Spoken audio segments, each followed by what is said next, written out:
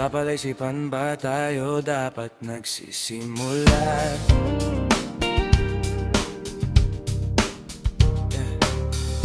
Baby, pakiusap kung magpapakilala sana. Bakit bang idaan mo lahat sa hawak? Naligaw lang sa dinami-dami ng mga pasikot-sikot sa iyong katawan. Sana lang ay mapataan. Nabulag sa iyong mga kurbada, napudol sa mga usapang walang kontrata. Harutan hanggang sa abutan ng umaga, walang sagot sa katanungang tayo nga ba aroy? Kung ayaw masaktan, huwag na bumasa. Nagbabakasalinga lang na tsumamba ang mga dasal sa may kapal. Sana gumana, kaso madalas sila ni Satanas ang magkakonsaba.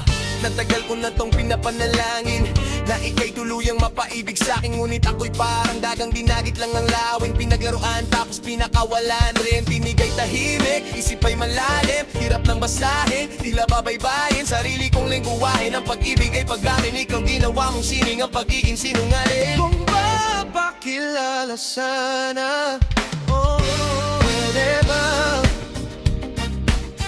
idaan mo lahat sa hawak? Naligaw lang sa dinami-dami ng mga pasikot-sikot sa iyong katawan. Sana lang ay mapadaan. Ano ba talaga tayo? Para lang klaro, kailangan kong malaman kung mahal mo pa ba ako. Naglararo ka lang ba o nananarantado? Kasi nakita ko kahapon may kasama kang bago. Ayoko nang umasa sa mga usapang malabo. Parang gamu-gamo, nadarang at napaso, nadala mas lalo nang nawala at naglaho ang mga balak at plano. Nagmukha pa akong gago, nayawal ang mga pangako. Puro para pa, laging telebabad kahit walang tawagan. Araw-araw normalan, kasi para pa saan ang mga sumpaan kung wala namang karapatan. Ibig kong maliwanagan, wag mo sanang diliman. Kapaan parang magkasintahan at sasanihan. Matinding palisipan sa dami ng pasikot-sikot at kakasalisihan. Kung magpapakilala sana, pwede ba idaan mo lahat sa hawak? Naligaw lang sa dinami-dami ng mga pasikot-sikot sa iyong katawan. Sana lang ay mapadapan. Oras at konting espasyo lang ang kailangan nating dalawa sa ngayon. Ngunit parang di naman to halang. Yeah.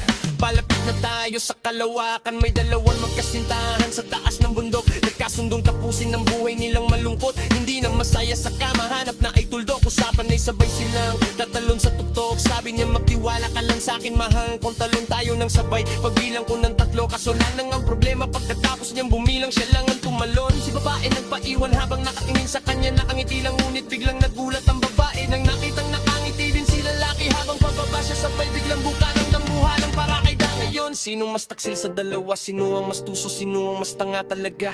Yung lalaki ba na may dalang backup plano? Yung babae na wala siyang balak backup?